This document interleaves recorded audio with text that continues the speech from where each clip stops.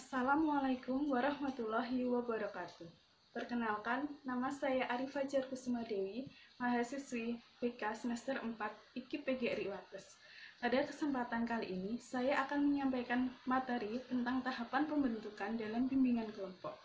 Sebelumnya, pemimpin kelompok haruslah kreatif, menentukan tema bahasan yang menarik perhatian dan kekinian.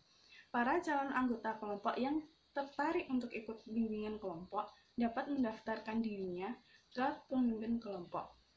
Pada tahap ini, pemimpin kelompok mengumpulkan sejumlah individu untuk menjadi calon anggota kelompok. Pemilihan anggota kelompok mempertimbangkan homogenitas dan heterogenitas. Prayitno menjelaskan bahwa para calon anggota kelompok bisa diambil dari 1. Hasil instrumentasi, 2. Himpunan data, 3. Sumber-sumber lainnya, 4. Penugasan, 5. Penetapan secara acak, dan yang terakhir, pilihan bebas dari individu yang bersangkutan.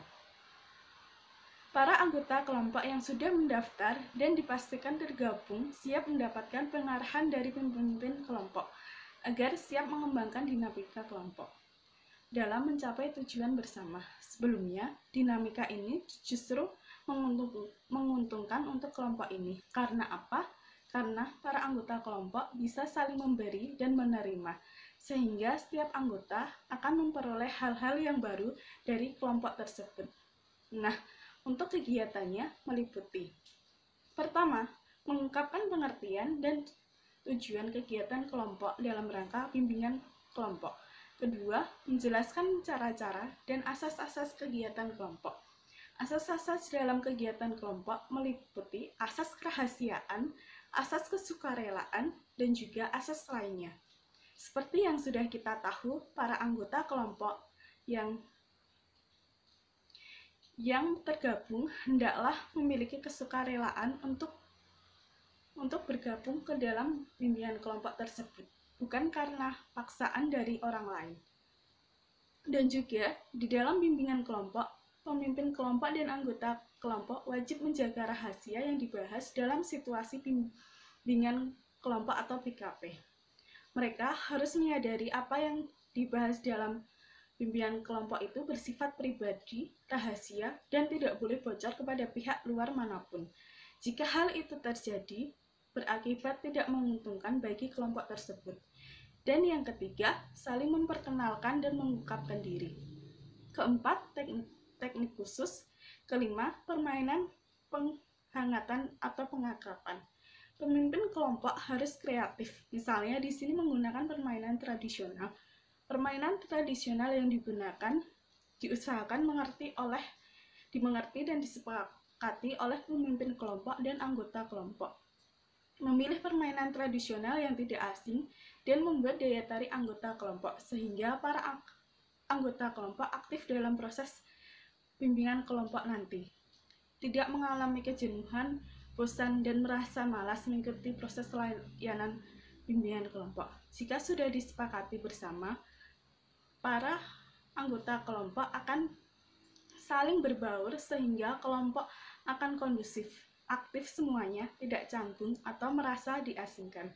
Permainan tradisional ini dapat berupa ular tangga, permainan congklak, atau yang lainnya.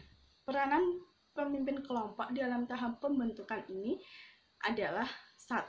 Menampilkan doa untuk mengawali kegiatan, dan 2. Menampilkan diri secara utuh dan terbuka. 3. Menampilkan penghormatan kepada orang lain secara hangat, tulus, bersedia membantu dalam penuh empati. 4.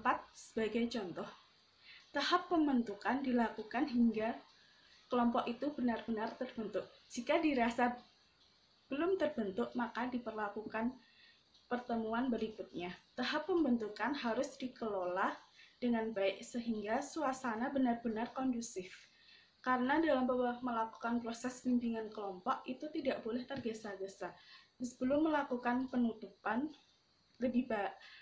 alangkah lebih baik menanyakan dahulu kepada para anggota kelompok. Apakah para anggota kelompok sudah paham atau ada yang perlu ditanyakan atau didiskusikan lagi? Jika tidak ada, maka peran pemimpin kelompok menutup proses bimbingan kelompok tersebut. Sekian dari saya. Hanya itu yang bisa saya sampaikan. Wassalamualaikum warahmatullahi wabarakatuh.